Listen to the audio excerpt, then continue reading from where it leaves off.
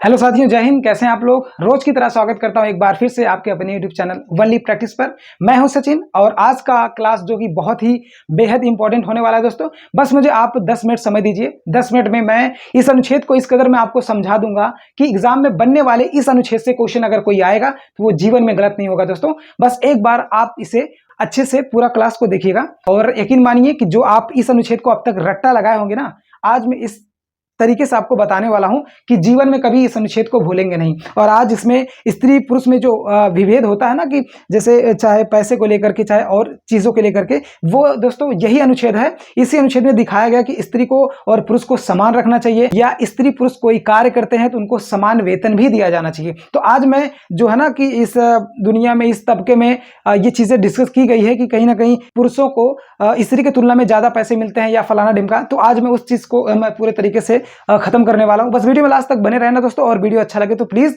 Like and subscribe और एक प्यारा सा कमेंट जरूर करना। तो ठीक है, आज चलते हैं दोस्तों। आज का अनुच्छेद है 39, जैसा कि आपको पता ही होगा, आप थंबनेल पे देखे होंगे अनुच्छेद 39। तो आज हम 39 को रटने वाले तो बहुत रटे होंगे दोस्तों, बट इसके अंदर 6 पार्ट हैं और 6 पार्ट सबको पता नहीं होता। बट यहाँ पे कुछ लोगों को बस 39 ही अनुच्छेद पता होता है। अनुच्छेद 39 को पढ़ करके वो समझते हैं कि मैंने पूरा जान लिया, बट ये गलत है।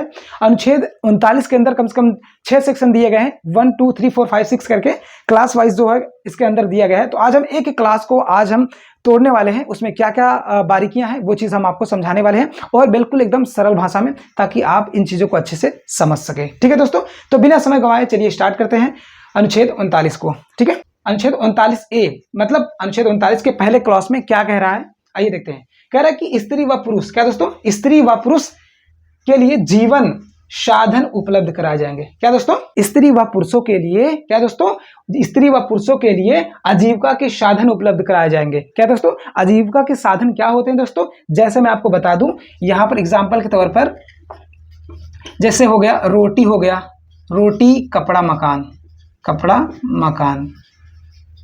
ठीक है, ये चीजें बेसिक चीजें हैं जो कि स्त्री पुरुष के जीवन में जीवन को यापन करने के लिए ये बहुत ही कंपलसरी चीज है, ये तो भाई होना चाहिए। तो वही अनुच्छेद 39 कह रहा है कि चाहे स्त्री हो चाहे पुरुष हो, उनके जीवन के लिए, मतलब जीवन के यापन के लिए या उनके जीविका के लिए क्या चाहिए, वो रोटी हो, कपड़ा हो, मकान हो। ठीक है, ये बेसिक चीज है। ये तो एक व्यक्ति को या स्त्री पुरुष हो उसको जीवन जीने के लिए ये तो कंपलसरी है मेरे भाई, ये तो जरूरी है कि उनका जीवन यापन करने के लिए ये तो सबसे पहले प्रायोरिटी है। ठीक है, तो आइए देखते हैं अनुच्छेद 39B की तरफ चलते हैं। अनुच्छेद 39B क्या कह रहा है। आज हम इसके एक एक अनुच्छेद को बहुत ही सरल तरीके से डिस्कस करेंगे, और 6 के 6 जो इसकी क्लास है दोस्तों, वो अपने आप में डायरेक्ट क्वेश्चन है, वहां से बहुत बार क्वेश्चन बनते हैं और लोगों से गलत हो जाते हैं। बट जो मेरा भाई, मेरा दोस्त मेरी इस क्लास को देख रहा है, उससे क्वेश्चन गलत नहीं होना चाहिए। ठीक है, आइए देखते हैं 39B क्या कह रहा है दोस्तों। कह रहा है कि जो देश का संसाधन है, क्या दोस्तों, जो देश का संसाधन है उसका जनहित में प्रयोग किया जाएगा।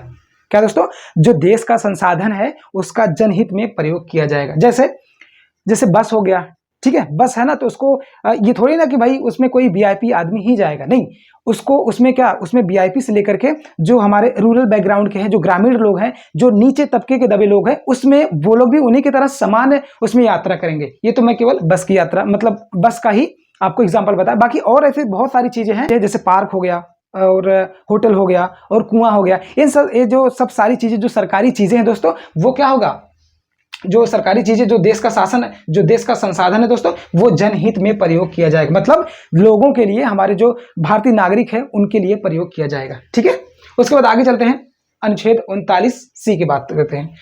39C क्या कह रहा है दोस्तों, कह रहा है कि जो अर्थव्यवस्था से आय मिलेगा, क्या दोस्तों, जो भारतीय अर्थव्यवस्था से आय मिलेगा उसको क्या किया जाएगा, उसका केंद्रीकरण नहीं किया जाएगा। अर्थात कह रहा है कि जो भी भारतीय संसाधन से आय मिलेंगे, यदि जो कह रहा है कि जो भारतीय अर्थव्यवस्था से आय मिलेगा उसका केंद्रीकरण नहीं किया जाएगा, अर्थात किसी एक व्यक्ति के अधीन नहीं रखा जाएगा। अर्थात जो भी भारतीय अर्थव्यवस्था से आय मिलेगा उसको जनहित में प्रयोग किया जाएगा, मतलब पब्लिक के लिए उसको क्या किया जाएगा, प्रयोग में लाया जाएगा। चाहे कोई बस यात्रा हो, चाहे किसी भी हॉस्पिटल अगर निर्माण करना हो, मतलब ऐसी जो चीजें जो जनहित में काम आए, जो लोगों के काम आए, वही चीज क्या, वही जो भारत की अर्थव्यवस्था है जिससे आय मिलेगी वो जनहित में प्रयोग किया जाएगा, अर्थात भारतीय नागरिकों के लिए प्रयोग किया जाएगा, ना कि किसी एक व्यक्ति के लिए। ठीक है, तो आई थिंक अनुच्छेद A और B और C क्लियर हो गया होगा। ठीक है, आइए देखते हैं अनुच्छेद 39D की तरफ चलते हैं। 39D कह रहा है कि स्त्री पुरुषों को समान कार्य के लिए समान वेतन दिया जाएगा। क्या दोस्तों, अनुच्छेद 39D कह रहा है कि स्त्री पुरुषों को समान कार्य के लिए समान वेतन दिए जाएंगे। क्या दोस्तों, इसमें कह रहा है जो अभी तक मिथ बनी होती थी कि व्यक्ति जो होता है, जो पर्सन होता है, जो आदमी होता है, उसको वेतन ज़्यादा दिया जाता है, स्त्री को वेतन कम दिया जाता है। बट यहाँ पर अनुच्छेद 39 इस मिथ को पूरी तरीके से खारिज कर देता है। उन्होंने कहा चाहे स्त्री हो चाहे पुरुष हो, अगर व्यक्ति या कोई चाहे कोई स्त्री हो चाहे पुरुष हो, अगर वो समान कार्य कर रहे हैं तो भाई समान वेतन भी उनका लेने का हक बनता है। ये चीज़ें किसमें लिखी गई है? अनुच्छेद 39 में। यहाँ से कई बार क्वेश्चन पूछा है यूपीपीसीएस, आप जाकर के पीवाई को खंगाल सकते हैं। ठीक है, आइए देखते हैं, आगे चलते हैं, अनुच्छेद 39E की तरफ चलते हैं। अनुच्छेद 39E क्या कह रहा है दोस्तों? कह रहा है कि नागरिक को स्वास्थ्य की रक्षा कौन करेगा? सरकार करेगा। आई थिंक ये भी आपको क्लियर हो गया होगा। ठीक है, उसके बाद चलते हैं अनुच्छेद 39F की तरफ चलते हैं। अनुच्छेद 39F कह रहा है कि राज्य बचपन व यौवन के शोषण की रक्षा करेगी। क्या दोस्तों? बचपन और यौवन की शोषण की रक्षा कौन करेगी दोस्तों? वो राज्य करेगी। ठीक है, आई थिंक आपको ये चीजें क्लियर हो गई होगी। एक बार मैं फिर से रिपीट कर दे रहा हूं। कह रहा है कि 39A, स्त्री पुरुष, चाहे स्त्री हो चाहे पुरुष हो, उनके जीवन को यापन करने के लिए बेसिक चीजें वहां पर उपलब्ध कराएंगे, जैसे रोटी, कपड़ा और मकान। ठीक है, किसी भी व्यक्ति को चाहे स्त्री हो चाहे पुरुष, उसके जीवन जीने के लिए ये चीजें बहुत जरूरी है। सबसे पहले रोटी, कपड़ा और मकान, उसके बाद और सारी चीजें हैं, बट प्रायोरिटी में यानी प्राथमिकता में यही मूल चीज है। ठीक है, उसके बाद अनुच्छेद 39B कह रहा है कि जो देश का संसाधन है वो जनहित में प्रयोग किया जाए। मतलब जो देश का जो साधन है, चाहे वो बस हो, ट्रेन हो, चाहे वो कुआं हो, चाहे रेस्टोरेंट हो, चाहे पार्क हो, वो जनहित में यानी भारतीय नागरिकों के लिए प्रयोग किया जाएगा। ठीक है, उसके बाद अनुच्छेद 39C कह रहा है कि जो भी अर्थव्यवस्था से आय मिलेगा उसको क्या किया जाएगा? उसका केंद्रीकरण नहीं किया जाएगा, बल्कि उसको जनहित में प्रयोग किया जाएगा। चाहे भारतीय नागरिकों के, जैसे भारतीय नागरिकों के लिए हॉस्पिटल बनाना, जैसे बस हो गया, ट्रेन हो गया, सड़कें हो गई, और रोजगार हो गया, और मकान हो गया लोगों के रहने के लिए, तो वही जो भारतीय अर्थव्यवस्था से आय मिलेगा उसका केंद्रीकरण नहीं होगा। इसका कहने का तात्पर्य यही है कि जो भारतीय अर्थव्यवस्था से आय मिलेगा उसको भारतीय नागरिकों के साधन के लिए खर्च किया जाएगा। ठीक है, उसके बाद अनुच्छेद 39D कह रहा है कि स्त्री पुरुषों को समान कार्य के लिए समान वेतन दिया जाएगा। ठीक है, उसके बाद अनुच्छेद 39E कह रहा है कि नागरिकों के स्वास्थ्य की रक्षा कौन करेगी? सरकार करेगी। दोस्तों, कौन? सरकार करेगी। ठीक है, उसके बाद लास्ट कह रहा है कि राज्य का जो राज्य है दोस्तों, वो बचपन व यौवन के शोषण को, जो शोषण होते हैं उनकी रक्षा कौन करेगी? ये राज्य सरकार करेगी। ठीक है, आई थिंक आज अनुच्छेद 39 जिसके भी मन में कोई भ्रम रहा होगा, कोई क्लियरिटी नहीं रही होगी, आज वो पूरी तरीके से क्लियर हो गया होगा कि अनुच्छेद 39 में कम से कम 6 पार्ट हैं। आपको देखने में लग रहा होगा कि अनुच्छेद 39 केवल एक ही, बट इसके अंदर 6 क्लास हैं, यानी 6 पार्ट हैं, और 6 को मैं बहुत ही इजी वे में आपको समझाने की प्रयास किया। और आई होप मैं आपसे बहुत ही ज़्यादा आशा करता हूँ कि ये चीज़ें जितने मैंने समझाई है वो एक एक चीज़ आपको समझ में आ गई होगी, तो आप इसे दोबारा नहीं भूलेंगे। ठीक है, यदि आपको एक बार क्लास से समझ में नहीं आती तो आप प्लीज़ क्लास को दोबारा देखना।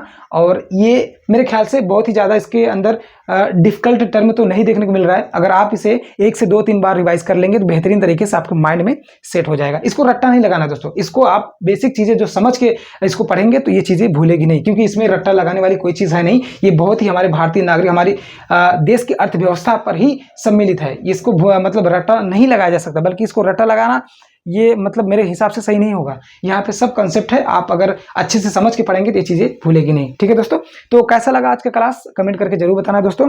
जैसा कि आप जानते हैं मैं 1 बजे डेली आपकी क्लास लेता हूँ, 1 से लेकर के 2 के बीच में, और मेहनत तो पड़ती है दोस्तों। आप देख रहे होंगे कि मैं पसीने से लत हूँ, बट मैं आपके लिए मेहनत करना चाहता था, तो और मेहनत करूँगा भी। बस आप लोगों का मोटिवेशन बना रहे, आप लोगों का प्यार दुलार हमारे ऊपर बना रहे दोस्तों। आप लोगों का सपोर्ट हमारे लिए बहुत ज़रूरी है। आपका जितना सपोर्ट हमें मिलेगा हम उतने ज़्यादा हार्ड वर्क करेंगे और आपके लिए बहुत ही बेहतरीन कंटेंट देने का काम करेंगे। और अभी तक यकीन मानिए जितना मैंने आपको पढ़ाया, चाहे प्रस्तावना हो, चाहे नागरिकता हो, चाहे मूल अधिकार हो, और चाहे ये चल रहा है नीति निर्देशक तत्व, इसमें से चारों टॉपिक में से आप PYQ खंगाल लेना। इसमें से अगर क्वेश्चन नहीं आया तो दोस्तों फिर क्लास दोबारा करने में मत आना। मैं ये चैलेंज दे रहा हूँ कि जितना मैंने पढ़ाया है इसमें से क्वेश्चन आपको PYQ उठाएंगे तो इसमें से बहुत बार, यही नहीं कह रहा हूँ कि कभी तुक्का मार के एक बार आ गया, कई बार रिपीट हुआ होगा। आप PCS का देख लीजिए, आप उठा करके आप वनडे एग्जाम का देख लीजिए, आपको खुद ब खुद पता चल जाएगा। ठीक है, मुझे ज़्यादा सफाई देने की जरूरत नहीं दोस्तों।